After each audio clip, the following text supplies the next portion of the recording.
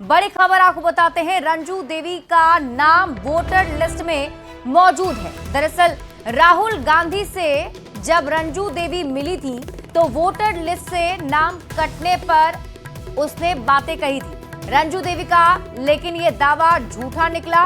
रंजू देवी ने फिर बड़ा बयान दिया। वार्ड सचिव ने राहुल गांधी से बोलने को ऐसा कहा था, रंजू देवी ने यह बयान दिया है।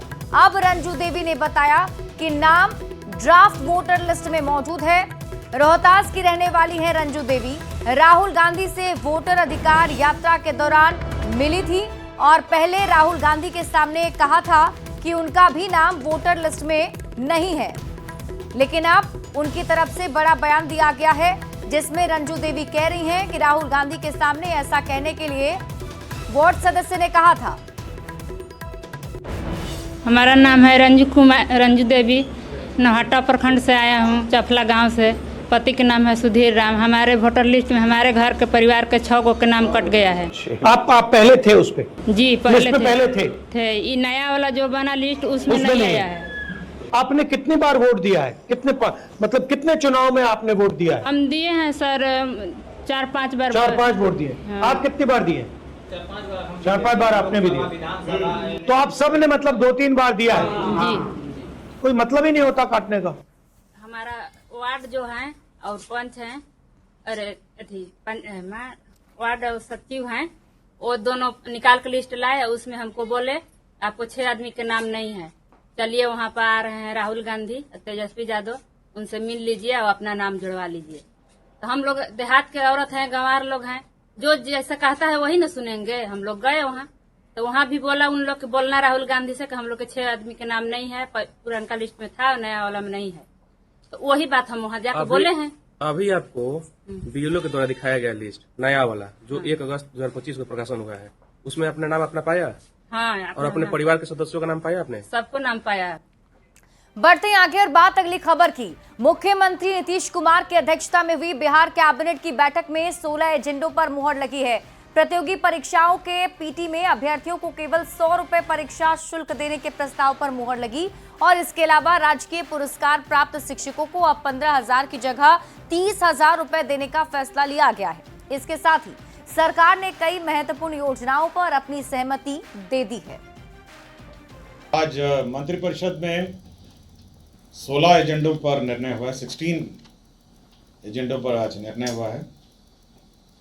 सर्वप्रथम जो राजकीय शिक्षक पुरस्कार हैं शिक्षकों को दिए जाते हैं, उसकी राशि इस साल से 15,000 से बढ़ाकर उसको 30,000 कर दी गई। पर्यटन के क्षेत्र में एक बहुत बड़ा निर्णय लिया गया है, जिसमें पीपीपी मोड में नालंदा जिले के राजगीर में 2 5 स्टार होटल निर्माण का निर्णय लिया है।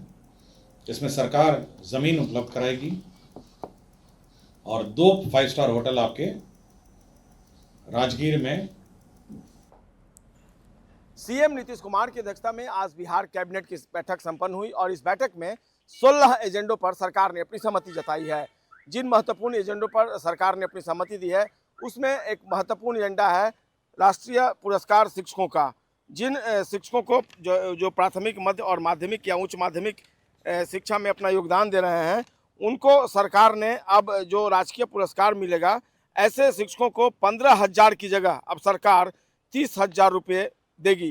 दरअसल इसका फैसला इसलिए लिया गया है ताकि शिक्षकों का मनोबल बढ़े और उनका उत्साहवर्धन हो सके। इसके अलावा सरकार ने एक और महत्वपूर्ण एजेंडों पर अपनी सहमति दी है। जो एजेंडा है पर्यटकों की सुविधा के लिए नालंदा जिले के राजगीर में जन निजी भागीदारी यानी पीपीपी के माध्यम से 2 5 सितारा होटल और वैशाली जिले में 1 5 सितारा रिसोर्ट का निर्माण करना।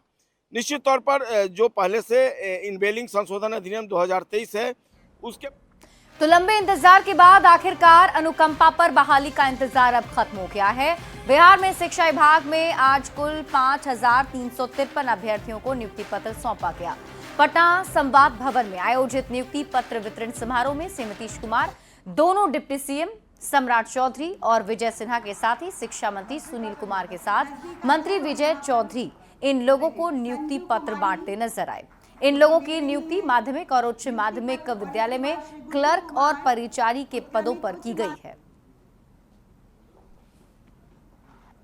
देर आए दुरुस्त आए कहते हैं।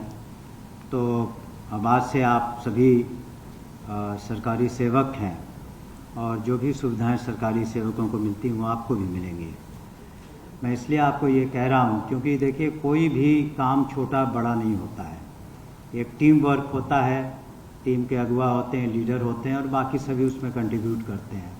आप भी विभिन्न स्कूलों में या कार्यालयों में रहेंगे तो जो स्कूलों का पठन पाठन है या वहाँ जो भी आवश्यकताएं होंगी आपकी वो आप मन लगाकर करें। अनिकेत कुमार। अच्छा, आज आप लोग को मुख्यमंत्री के द्वारा नियुक्ति पत्र दिया गया, कैसा लग रहा है? बहुत ही खुशी का माहौल है हमारे लिए, हमारे परिवार के लिए, सभी लोगों के लिए, और इससे हमारी काफ़ी कठिनाइयाँ दूर होंगी। आपके घर में कौन थे शिक्षा विभाग में? जी मेरे पिताजी थे, उनके जगह पे ही मुझे मिल रही है। हाँ ठीक अच्छा लग रहा है। जब कौन थे आपके घर में? हमारे हस्बैंड थे। आज कितना बड़ा दिन है आपके लिए? आज तो बहुत बड़ा दिन है। राहुल कुमार।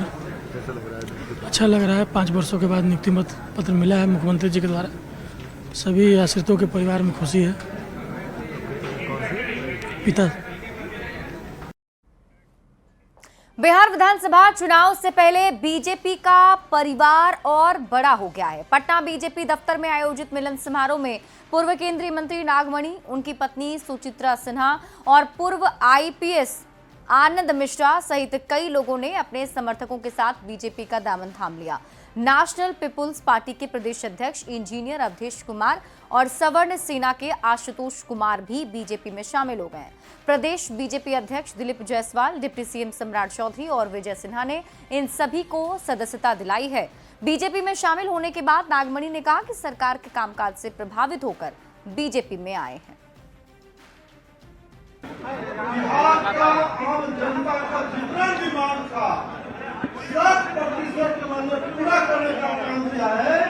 इसलिए मैं भारतीय जनता पार्टी में शामिल हुआ हूँ और खास तौर से मगध और शाहबाद के इलाका में और यदि ज्यादा सीट जीता है, मैं बिल्कुल डंके के तौर पर इस बात को कहना चाहता हूँ कि हमारे नेताओं के नेतृत्व में मैं दिन और रात मगध और शाहबाद के इलाके में काम करूंगा और विधानसभा का जो चुनाव होगा उसमें 90% एनडीए के लोग को हम लोग वोट करेंगे। क्या अब बिहार बदलाव की ओर बढ़ेगा? बिहारी को जिसने गाली बनाया और बर्बाद किया, अब बिहारी उसके साथ नहीं चलेगा। ये भीड़ आगे बढ़ते रहे, हर बिहारी गौरवान्वित होते रहे, यही हमारी शुभकामना है। भारतीय जनता पार्टी को मजबूत करना है साथियों, और भारतीय जनता पार्टी और एनडीए जब मजबूत होगा तो देश के यशस्वी प्रधानमंत्री जी ने तय किया है इस देश को विकसित बनाना है, और विकसित तभी होगा जब बिहार विकसित होगा। बिहार का विकास रफ्तार पकड़ चुका है और उस रफ्तार से प्रभावित होकर जिन लोगों ने आज पार्टी की सदस्यता ग्रहण की है, हम उनका स्वागत करते हैं। लेकिन सबसे ज्यादा स्वागत करते हैं जो लोग साथ में आज यहां पर सामने आकर बैठे हुए हैं। आप असली हैं, जड़ हैं। हम लोग तो यहाँ नेता हैं, लेकिन जो नीचे कुर्सी पर बैठे हैं असली जड़ वही हैं। हम उनको हृदय से प्रणाम करते हैं, प्रणाम करते हैं। आप लोग आए।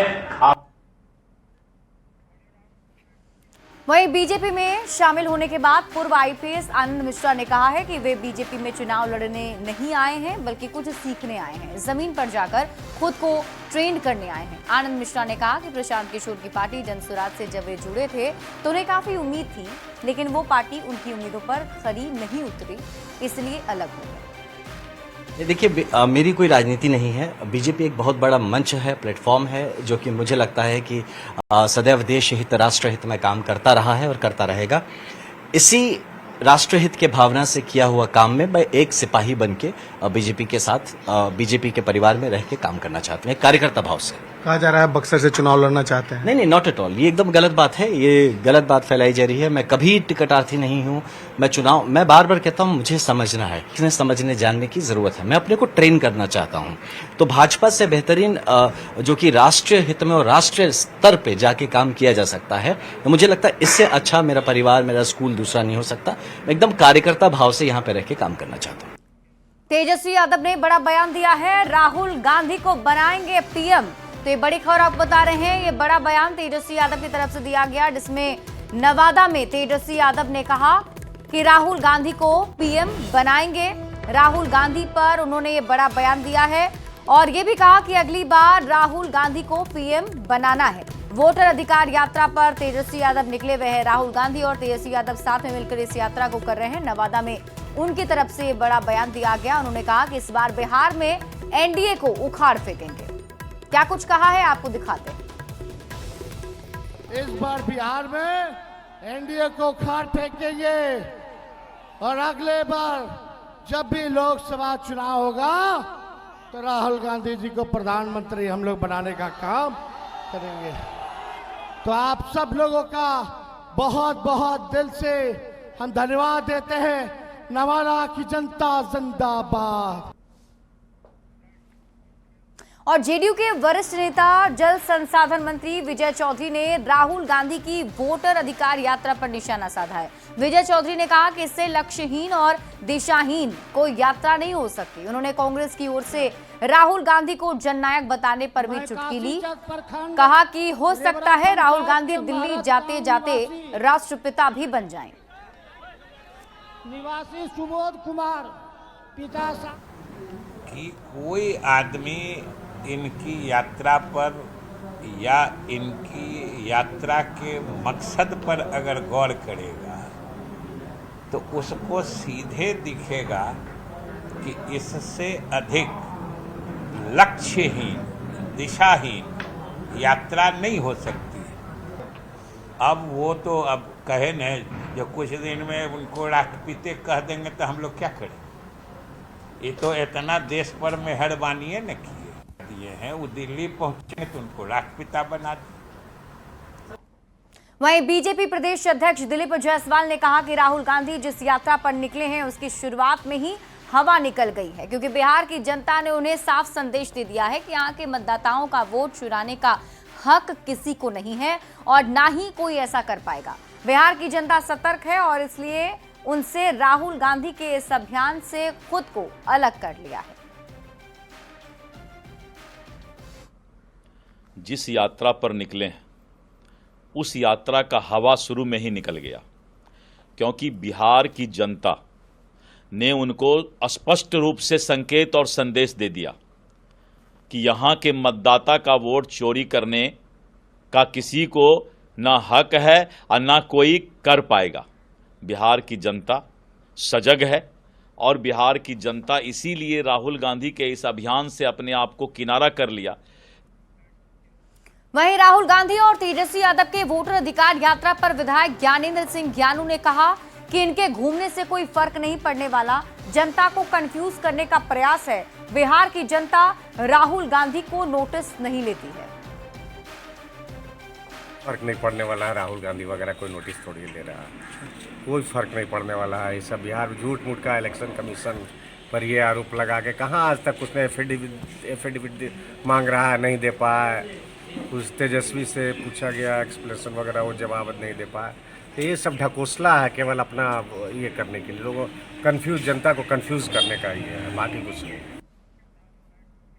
वहीं डिप्टी सीएम सम्राट चौधरी ने कहा कि राहुल गांधी के पास कोई काम नहीं है। हर कोई जानता है कि उनके परिवार ने 55 वर्षों तक देश और बिहार को लूटा है, इसलिए चाहे वो लालू प्रसाद का शासन हो या कांग्रेस पार्टी का शासन हो, पूरा देश ये जानता है कि ये गांधी परिवार जिसने इस देश को लूटा है। जब उन्होंने, उनके परिवार ने देश को लूटा तो वो कैसे संभव है कि उन्हें मतदाता अधिकार यात्रा का कोई लाभ मिलेगा। राहुल गांधी जी के पास कोई काम नहीं है। 55 वर्षों तक उनके परिवार ने देश और बिहार को लूटा है, ये सब लोग जानते हैं। इसलिए लालू जी का राज हो या कांग्रेस पार्टी का राज हो, ये पूरा देश जानता है कि इस देश को लूटने वाला गांधी परिवार है। 22 अगस्त को प्रधानमंत्री नरेंद्र मोदी के आगमन से पहले बेगूसराय के सांसद और केंद्रीय मंत्री गिरिराज सिंह ने कहा है कि प्रधानमंत्री नरेंद्र मोदी बेगूसराय को बड़ी सौगात देने जा रहे हैं। मोकामा के ओटा से बेगूसराय के बीच 6 लेन पुल का लोकार्पण करेंगे। उन्होंने कहा कि इस पुल का लोकार्पण करने के बाद प्रधानमंत्री सिमरिया आएंगे, जहां वो सिमरिया तीर्थ स्थल का जायजा लेंगे। इस दौरान उन्होंने कम्युनिस्ट पार्टी पर जमकर अपनी भड़ास निकाली और कहा कि कम्युनिस्ट पार्टी ने बेगूसराय के विकास की धारा को अवरुद्ध करने का काम किया।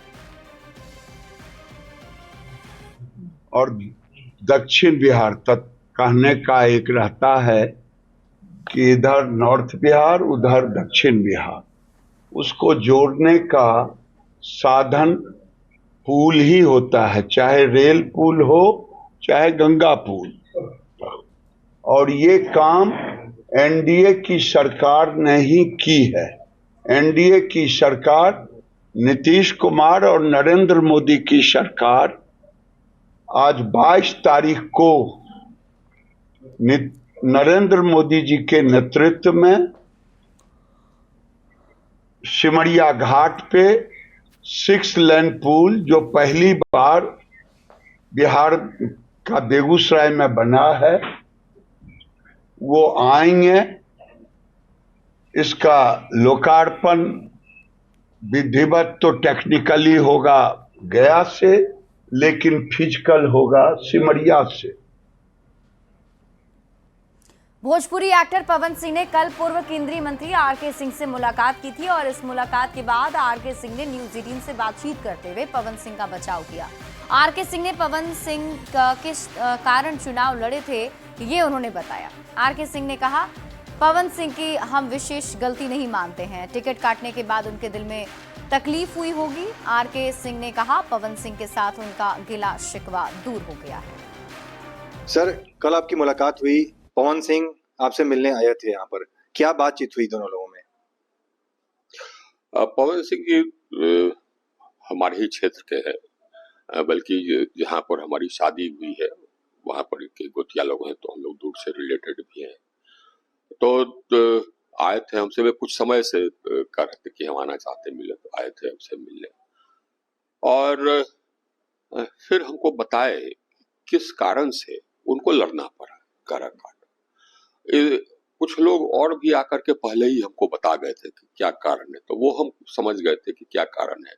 तो जबकि पूरा कारण वगैरह ये बताया तब हम समझ गए कि नहीं साहब, सो ये जो लड़े खड़ा होकर के, तो इसमें ये कोई विशेष कोई इनकी गलती हम नहीं मानते हैं, क्योंकि इनको टिकट दिया गया, फिर मना कर दिया गया, फिर कहा गया कि दूसरे जगह से टिकट देंगे, वहां से भी नहीं दिया गया। तो दिल में तो बल्कि ये भी हुआ कि ये स्टार प्रचारक थे, वहां से हटा दिया गया, तो दिल में तो आदमी को तकलीफ होगा ना, ये स्वाभाविक है। हमको लगता है कि पार्टी को थोड़ा सा और इस विषय पर संवेदनशील होना चाहिए था। आगे आप लोगों की क्या रणनीति है? क्या पवन सिंह के साथ आप लोग मिल करके कुछ अलग कुछ करना चाहते हैं? पवन जी ने कहा कि हम बिल्कुल आपके साथ हैं, आपके नेतृत्व में, जहाँ कहीं कहिएगा कि हम आपके साथ हैं, तो हम भी बोले कि हम भी बिल्कुल आपके साथ हैं, तो हम लोग साथ रहेंगे, इसमें कहीं कोई शक नहीं। और इसी के साथ